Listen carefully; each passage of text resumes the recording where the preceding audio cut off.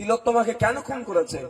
ঠিক আমাকে যে কারণে জেল খাটিয়েছে মমতা ব্যানার্জি, ঠিক একই ভাবে তিলোত্তমাকে খুন একই কারণে হয়েছে।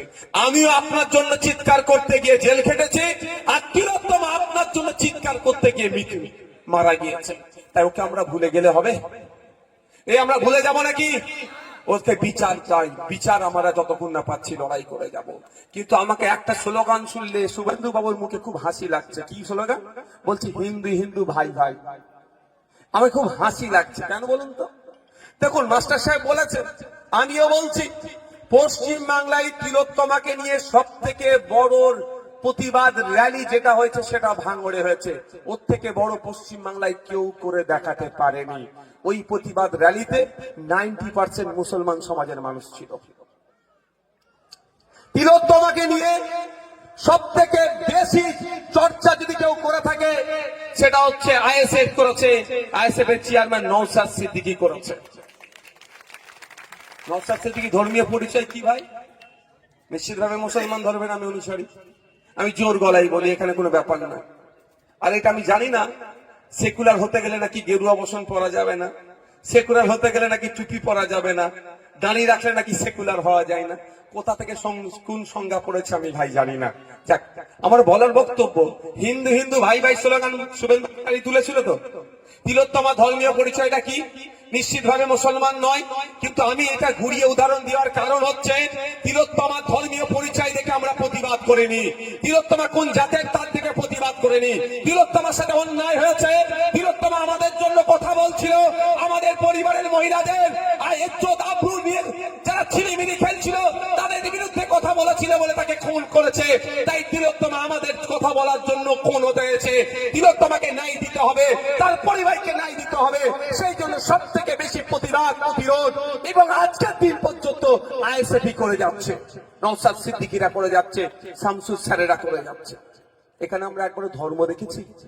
কিন্তু আমার প্রশ্ন এখানে শুভেন্দু বাবুর কাছে, কেন শুভেন্দু বাবুর কথাটা শুনে আমাকে হাসি লাগছিল? সেন্ট্রাল সিবিআই মামলাটা দায়িত্ব নিয়েছিল তো ইনভেস্টিগেশনের, আপনাদের মনে আছে? কিন্তু নিটফল কি? আমি জিরোর থেকে বেশি কিছু পাচ্ছি না। আমি এখনো বলছি, যদি সঠিকভাবে তদন্ত হয় তৃণমূলের ঘরের তামাল ছেলে অনেক ধরা পড়বে ওই মার্ডার কেসে যুক্ত। তাই আমি প্রমাণ দিচ্ছি।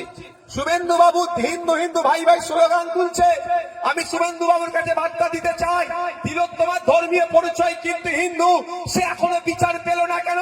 তিলোত্তমার বাবা হিন্দু, তিলোত্তমার মাও হিন্দু, আপনি হিন্দু হিন্দু ভাই ভাই স্লোগান তুলছেন, তাহলে তিলোত্তমার বাবা তো আপনার হিন্দু ভাই হয়, এখনো পর্যন্ত সে বিচার পেল না কেন? কেন বিচার পেল না? আপনাকে আগে জবাব দিতে হবে। কারণ হচ্ছে আমরা কি দেখলাম, এই মামলাটা কে কভার করেছিল? কারা? সিবিআই। সিবিআই চার্জশিট কোথায় জমা দিল? শিয়ালদা কোর্টে জমা দিয়েছে। সেই চার্জশিটের একটা বড় ভয়ঙ্কর খেলা আপনারা দেখবেন, কিভাবে যে তৃণমূল বিজেপিকে বাঁচাই সময়, আবার বিজেপি কিভাবে তৃণমূলকে বাঁচাই সময় সময়। আমি একটা উদাহরণ দিলে বুঝতে পারবেন। আমরা দেখলাম চার্জশিটে উল্লেখ আছে, যেই দিন তিলোত্তমাকে যেখানে মার্ডার করে ধর্ষণ করলো, ওই করিডোরে প্রায় 54 থেকে 55 জন যাতায়াত করেছে। তাহলে ওই 54 থেকে 55 জন যাতায়াত যারা করেছে তাদেরকে ডেকে জিজ্ঞাসাবাদ করলে তো অনেক সত্য উদ্ঘাটন হতো ভাই, হতো না? এই তোমরা ওখানে কি করতে গিয়েছিলে?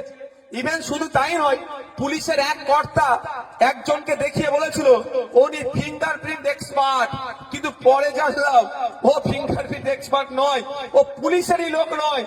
ওই রাতে ওখানে ক্যামেরাতে ওর ছবি আসলো। তাহলে এখান থেকে একটা জিনিস বোঝা যাচ্ছে, কিছু আড়াল করা হচ্ছে। যখন এই বিষয়টা নিয়ে সিবিআই কে প্রশ্ন করা হয়েছিল যে ওই 54-55 জনগুলো কারা, তখন সিবিআই বলছে ওদেরকে নাকি সিবিআই চিনতে পারেনি। হতে পারে দিল্লি থেকে সিবিআই এসছে, অমিত শাহজি পাঠিয়েছেন, বেছে গুছে পাঠিয়েছেন হরিয়ানার লোককে, জম্মুর লোককে, উত্তরপ্রদেশের লোককে, যাতে আমাদের বাংলার লোককে চিনতে পারেনি। হতে পারে, কিন্তু চিনার তো অন্য রাস্তা আছে ভাই, নাই? চিনার রাস্তা নাই। তাহলে ওই 54-55 জন মানুষের ছবিগুলো পাবলিক ডোমেইনে দিয়ে দিতে পারতো তো, পাবলিক ডোমেইনে দিয়ে দিতে পারতো।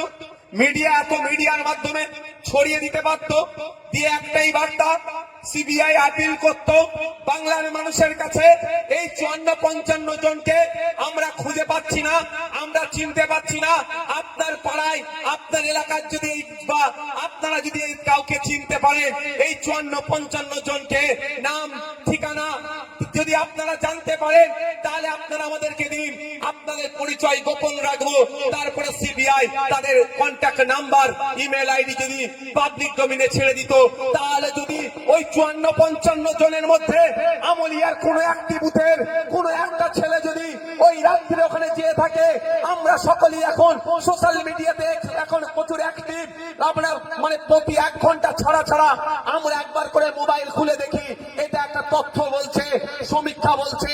তাহলে নিশ্চিত ভাবে আমরা প্রত্যেকেই তিলোত্তমার জন্য গলা ফাটিয়েছিলাম, প্রত্যেকেই রাস্তায় নেমেছিলাম, যে আন্দোলন সংগঠিত করেছিলাম। আর একটু কাজ আমরা করতাম, আমরা ছবিগুলো নিতাম আর মিলানোর চেষ্টা করতাম, এইরকম ছবি আমার বুথে কেউ আছে নাকি, আমার এলাকায় কেউ আছে নাকি। যদি আমরা খুঁজে পেতাম, সাথে সাথে সিবিআই কে ইনফর্ম করতাম, সিবিআই তাকে জিজ্ঞাসাবাদের জন্য ডেকে নিয়ে যেত। সে যদি ওর কালপিট হতো, তাহলে তাকে ধরতো, তাকে শাস্তির ব্যবস্থা করতো। আজকের ভিডিও এ পর্যন্ত ছিল। প্রিয় দর্শক, দেখা হবে নতুন কোনো টপিক নিয়ে খুব শীঘ্রই, তাড়াতাড়ি আপনাদের সাথে। আমাদের ভিডিওটি আপনাদের ভালো লেগে থাকলে অবশ্যই বেশি বেশি করে লাইক করবেন এবং শেয়ার করতে ভুলবেন না।